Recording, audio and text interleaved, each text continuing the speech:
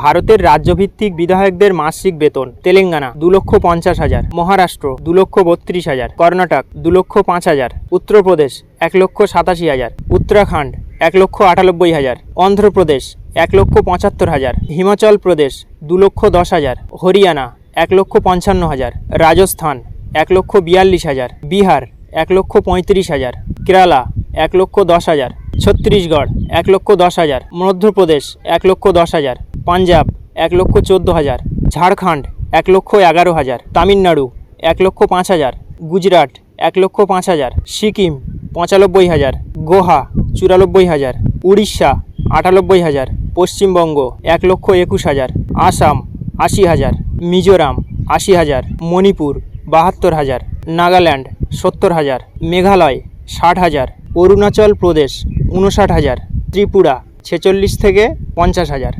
টাকার পরিমাণ বিভিন্ন ভাতার উপর নির্ভর করে কিছুটা কম বেশি হতে পারে।